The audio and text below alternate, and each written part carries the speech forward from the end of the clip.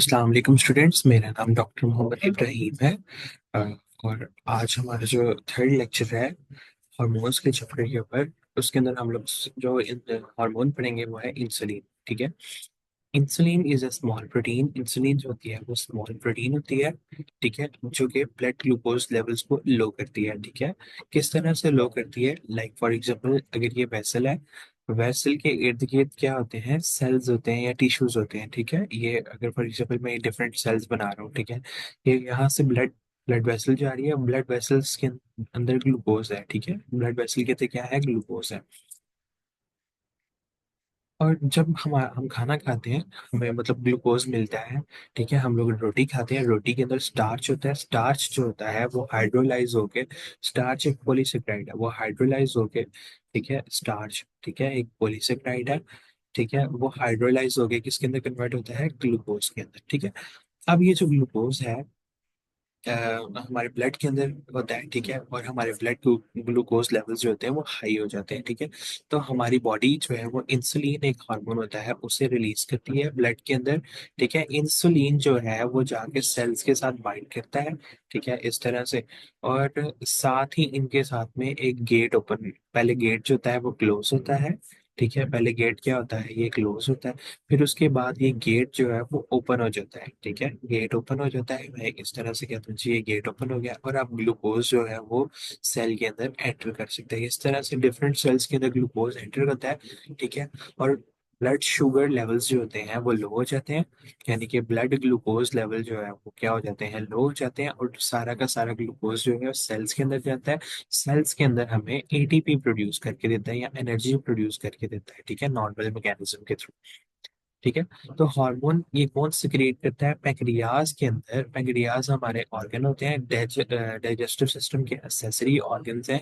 ठीक है, तो पैंक्रियाज हमें जो है वो प्रोड्यूस करके देते हैं, यानी कि इस तरह का एक ऑर्गन होता है। ठीक है, इस तरह से पैंक्रियाज, जिसे हम लोग लबलबा कहते हैं। ठीक है, उसके अंदर, ठीक है, अगर आप देखें उसके अंदर आइल्स ऑफ लैंगरहैंस सेल्स होते हैं डिफरेंट। ठीक है, एक तरह के सेल्स होते हैं उन्हें हम लोग कहते हैं आइल्स ऑफ लैंगरहैंस। ठीक है, उसके अंदर अल्फा सेल्स भी आ रहे होते हैं, उसके अंदर बीटा सेल्स भी आ रहे होते हैं, उसके अंदर गामा सेल्स भी आ रहे होते हैं, उसके अंदर जो है वो डेल्टा सेल्स भी आ रहे होते हैं। ठीक है, डिफरेंट तरह के उसके अंदर सेल्स आ रहे होते हैं।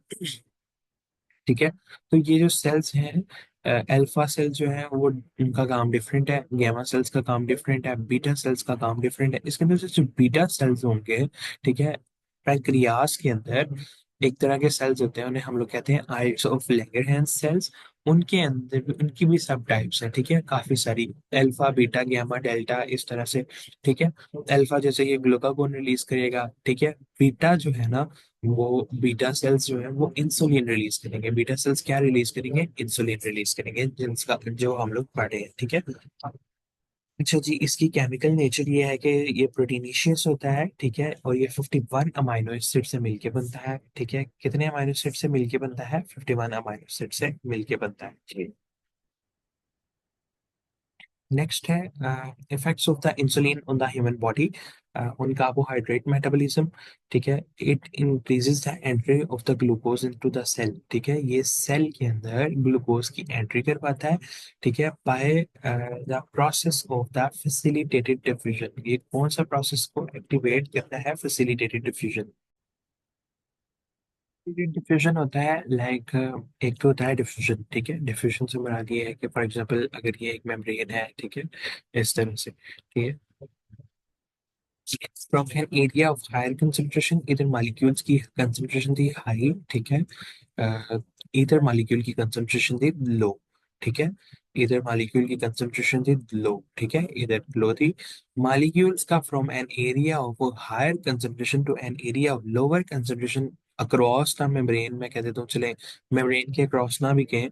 ठीक है, अपने एरिया से हायर से लोअर की तरफ मूव करना, इसे हम लोग सिंपल डिफ्यूजन कहते हैं। ठीक है, अच्छा, फैसिलिटेटेड डिफ्यूजन क्या होती है? ये मेम्ब्रेन है, ठीक है, इनके अंदर कोई चैनल, ठीक है, या फिर कोई कैरियर लगा होता है। कैरियर से मुराद है कि ऐसे करके इधर पे मॉलिक्यूल के लिए स्पेसिफिक जगह होती है। ठीक है, अच्छा जी, अब मालिक्यूल का from an area of higher concentration, इधर अगर फॉर एग्जांपल मालिक्यूल की कंसंट्रेशन हायर है और इधर मालिक्यूल की कंसंट्रेशन जो है वो लो है, ठीक है, इधर मालिक्यूल की कंसंट्रेशन क्या है, लो है, from an area of higher concentration to an area of lower concentration, वो किसी चैनल के थ्रू जाते हैं, या फॉर एग्जांपल मैं कह सकता हूँ कि ये कैरियर के थ्रू, ये वाला चैनल ओपन होता है, इसके अंदर मॉलिक्यूल फिक्स होता है और मॉलिक्यूल को जो है वो इधर रिलीज करवा दिया जाता है, ठीक है।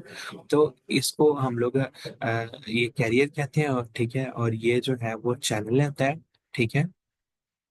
ठीक है, तो ये है फैसिलिटेटेड डिफ्यूजन, ठीक है। तो ये ग्लूकोज की एंट्री करवाता है सेल्स के अंदर फैसिलिटेटेड डिफ्यूजन के थ्रू, ठीक है। मसल्स के अंदर adipose tissue, hard smooth muscles of the uterus, ठीक है, और ये एक्टिवेट भी करवाता है ग्लूकोकाइनेज को। ग्लूकोकाइनेज को एक्टिवेट करवाने से जो है जो ग्लूकोज सेल के अंदर एंटर हो रहा है वो ग्लूकोज सिक्स फास्फेट के अंदर कन्वर्ट हो जाता है, किसके अंदर कन्वर्ट हो जाता है, ग्लूकोज सिक्स फॉस्फेट, जो कि मेटाबॉलिक प्रोसेस के लिए मतलब पहला प्रिकर्सर है, या मेटाबॉलिक प्रोसेस उसकी आगे जो ग्लाइकोलिसिस होनी है, ठीक है, ये उसके लिए मॉलिक्यूल है।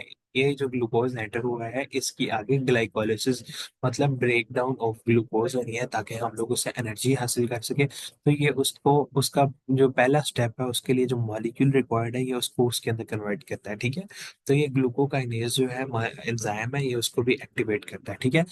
ऑन द अदर हैंड, दूसरी तरफ इंसुलिन जो है वो ग्लूकोज की एंट्री को फैसिलिटेट नहीं करता है ब्रेन के अंदर और रेड ब्लड सेल्स के अंदर, ठीक है। ये ग्लूकोज को इनकी यूटिलाइजेशन इंक्रीज करता है एनर्जी के लिए, कि ग्लूकोज से हम लोग एनर्जी हासिल कर सकें, ठीक है। It increases the glycogen storage in the cells, ठीक है।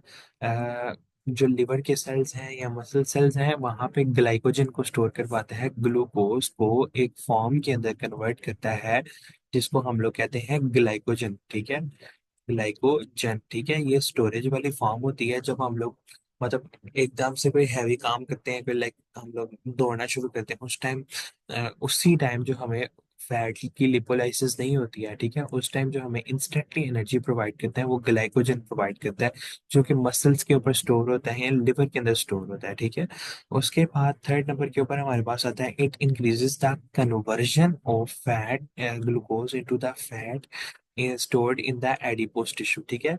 तो इंसुलिन का ये इफेक्ट है कि वो जो है ग्लूकोज को फैट के अंदर कन्वर्ट करवाता है, ठीक है, ताकि वो स्टोर हो सके, किसके अंदर स्टोर हो सके, एडिपोज टिश्यूज के अंदर स्टोर हो सके, ठीक है। ओके जी, नेक्स्ट पार्ट है हमारे टॉपिक का ओन फैट मेटाबॉलिज्म, ठीक है। ग्लूकोज जो है forms fatty acids from the excess liver glucose by activating, ठीक है। जो इंसुलिन है एक एंजाइम को एक्टिवेट करता है, उसका नाम है acetyl S O enzyme A carboxylase, enzyme का क्या नाम है, एसिटाइल एस वो एंजाइम ए कार्बोक्सिलेज। वो क्या करता है कि फैटी एसिड्स बनवाता है, किससे बनवाता है, ग्लूकोज से, जो हमारे पास हमारी बॉडी के अंदर एक्सेस ग्लूकोज होता है, ठीक है, ग्लूकोज को कन्वर्ट करके, ठीक है, वो किसके अंदर कन्वर्ट करता है, फैटी एसिड के अंदर कन्वर्ट करता है, ठीक है, फैटी एसिड के अंदर। अब ये वाला फैटी एसिड है ग्लाइसरोल के साथ मिलके, ठीक है, क्या बना देता है, फैट्स बना देता है, या जिसे हम लोग ट्राइग्लिसराइड, ठीक है, या फिर हम लोग जिसे चर्बी वगैरह कहते हैं, जो कि पेट के ऊपर स्टोर होते हैं या एब्डोमेन के ऊपर जो एडिपोज टिश्यू जो है उनके अंदर स्टोर होता है फैट, ठीक है। Fatty acid are utilised from the triglycerides which are stored in the adipose tissue, ठीक है। फैटी एसिड जो मतलब ट्राइग्लिसराइड्स के अंदर होते हैं, लाइक ट्राइग्लिसराइड्स का हिस्सा होते हैं, ये देखें ट्राइग्लिसराइड के अंदर मैंने आपको बताया दो चीजें हैं, फैटी एसिड और ग्लाइसरोल, ठीक है, जो कि एडिपोज टिश्यू के अंदर स्टोर हुए थे। It inhibits the hydrolysis of triglycerides in the fat cell by inhibiting the hormone sensitive lipase, ठीक है। इंसुलिन का एक और इफेक्ट ये है कि ये लाइपेज हार्मोन जो है उसकी इनहिबिशन करवाता है। लाइपेज क्या करता है, लाइपेज जो है वो फैट की हाइड्रोलिसिस करवाता है, यानी कि ये फैट को टूटने नहीं देता है इंसुलिन, ठीक है। तो इंसुलिन जब फैट को टूटने नहीं देता है, तो जो है जब फैट टूटेगा, ठीक है, या उसकी लिपोलिसिस होगी, तो ये तब ही फैटी एसिड और ग्लाइसरोल ब्लड के अंदर आएगा। बजाय कि इसका एक्शन ये है कि ये फैट को बनवाता है, ठीक है। इंसुलिन का ये इफेक्ट है फैट मेटाबॉलिज्म के ऊपर, ठीक है। ओके जी, नेक्स्ट है protein metabolism. It causes the active transport of the amino acids into the cell, ठीक है। ये अमाइनो एसिड्स को एक्टिव ट्रांसपोर्ट करवाते हैं सेल्स के अंदर, ठीक है। और नेक्स्ट है इसके जी, it promotes the translation of messenger RNA to form new proteins, ठीक है। इस चीज को हम लोग प्रीवियस लेक्चर्स में भी काफी ज्यादा डिस्कस कर चुके हुए हैं कि डीएनए से आरएनए बनता है, आरएनए से क्या बनती है, प्रोटीन बनती है, ठीक है। कि डीएनए से आरएनए बनता है, ठीक है। आरएनए से क्या बनती है, प्रोटीन्स बनती हैं।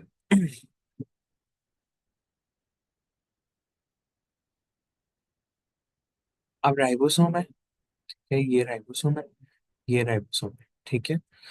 अब जो राइबोसोम्स है, ठीक है, it promotes translation of messenger RNA in ribosome. Messenger RNA की ट्रांसलेशन राइबोसोम के अंदर होने देता है। एक मैसेंजर आरएनए राइबोसोम के अंदर उसकी ट्रांसलेशन होने देता है ताकि एक न्यू प्रोटीन बन सके। क्या बन सके, न्यू प्रोटीन। उसके मुताबिक जो है वो अमाइनो एसिड ऐड होता जाता है।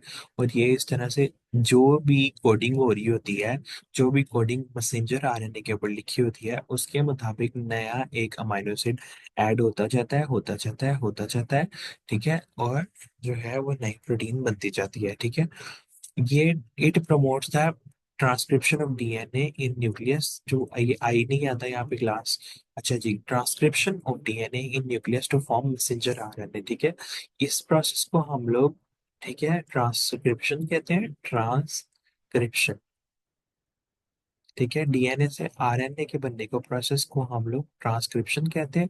और आरएनए से प्रोटीन बनने को प्रोसेस को हम लोग ट्रांसलेशन बोलते हैं, ठीक है। It inhibits the protein catabolism. Protein catabolism पहले भी हम लोग डिस्कस कर चुके हैं कि ब्रेक डाउन ऑफ प्रोटीन होता है। यानी कि कैटाबॉलिज्म वो होता है कि एक बड़ा मॉलिक्यूल जो है वो छोटे मॉलिक्यूल के अंदर कन्वर्ट होता है हमारी बॉडी के अंदर, उसे कैटाबॉलिज्म कहते हैं। तो ये इस चीज को रोकता है।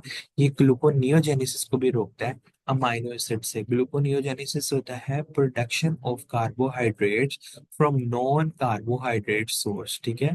यानी कि प्रोडक्शन ऑफ ग्लूकोज, ग्लूकोज जब बॉडी के अंदर कमी हो जाती है, ठीक है, तो ग्लूकोज को प्रोड्यूस करवाया जाता है नॉन कार्बोहाइड्रेट सोर्स से। किससे, नॉन कार्बोहाइड्रेट सोर्स से, ठीक है। अगर फॉर एग्जांपल हमारी बॉडी के अंदर स्टार्च है, ठीक है, स्टार्च की तो जो हाइड्रोलिसिस होगी ना, क्योंकि स्टार्च के अंदर तो है ही ग्लूकोज मॉलिक्यूल है जो थाउजेंड्स की तादाद में जो है वो एक दूसरे के साथ जुड़े हुए हैं, ठीक है, थाउजेंड्स के अंदर। तो जब हम लोग इनको तोड़ेंगे तो डेफिनेटली जो है वो हमें ग्लूकोज ही मिलेगा। लेकिन अगर प्रोटीन्स है, प्रोटीन्स की हाइड्रोलिसिस करवाएंगे, हमें अमाइनो एसिड मिलेंगे। क्या मिलेंगे, अमाइनो एसिड्स, ठीक है। अब वो अमाइनो एसिड्स जो है, ठीक है, उनकी हाइड्रोलिसिस, उनको जो है कन्वर्जन करवाई जाती है, उनके ऊपर इंजाइमेटिक रिएक्शन करवाए जाते हैं। जब बॉडी के अंदर ग्लूकोज की शदीद कमी हो जाए, तो उनको नॉन कार्बोहाइड्रेट सोर्स को इस्तेमाल किया जाता है, ठीक है। अमाइनो एसिड से किससे इस्तेमाल किया जाता है, यानी कि ग्लूकोनियोजेनेसिस करवाई जाती है, ठीक है। कि नॉन कार्बोहाइड्रेट सोर्स को जो है ग्लूकोज के अंदर कन्वर्ट किया जाता है एनर्जी के लिए, ठीक है। उससे हम लोग फिर ग्लूकोज जो बनता है उससे हम लोग एनर्जी हासिल करते हैं। और ग्रोथ, इंसुलिन ग्रोथ के लिए बहुत ज्यादा इसेंशियल है, ठीक है। As it increases the protein formation, ये हमारी बॉडी के अंदर किस चीज को प्रमोट करता है, प्रोटीन फॉर्मेशन को जो है वो प्रमोट करता है हमारी बॉडी के अंदर।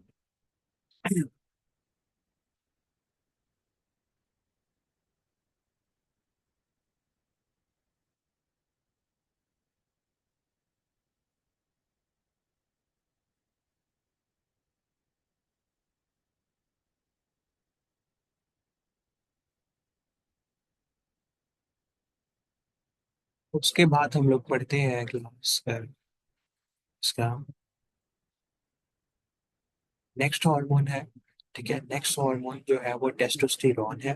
टेस्टोस्टेरॉन जो है वो एक हार्मोन है जो कि टेस्टिस प्रोड्यूस करती है, उसके अंदर 19 कार्बन एटम्स हैं, ठीक है। इसकी नेचर जो है वो स्टीरॉयडल स्टीरॉयडल मैंने आपको पहले ही बताया, जिनके अंदर 4 रिंग्स होते हैं, ठीक है। और उनको हम लोग स्टीरॉयड कहते हैं, ठीक है। इसके स्टीरॉयड इन नेचर है, ठीक है। और इसके एक्शंस देखते हैं हम लोग।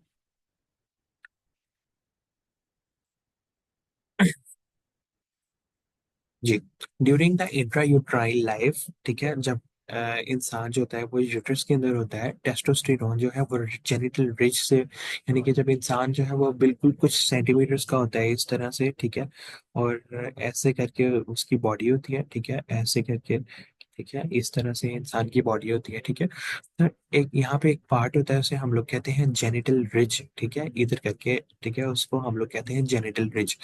सबसे पहले जो है इंट्रा यूट्राइन लाइफ में, ठीक है, जब इंसान कुछ वीक्स का होता है, ठीक है, तो जेनिटल रिज से जो है टेस्टोस्टेरोन प्रोड्यूस होता है। बाद में प्लेसेंटा उसको सिक्रेट करती है टेस्टोस्टेरोन को।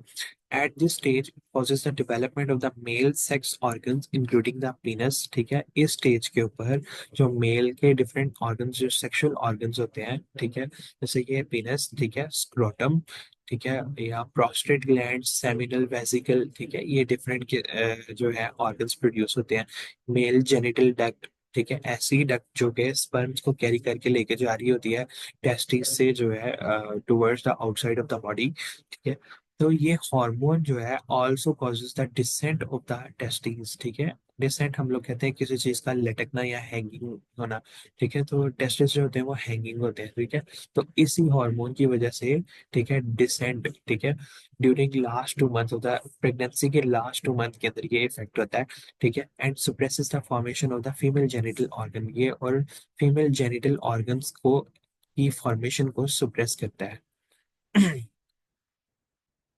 अच्छा जी, नेक्स्ट है इन द एडल्ट्स, एडल्ट्स के अंदर टेस्टोस्टेरोन जो है वो Leydig cell of the testis, ठीक है।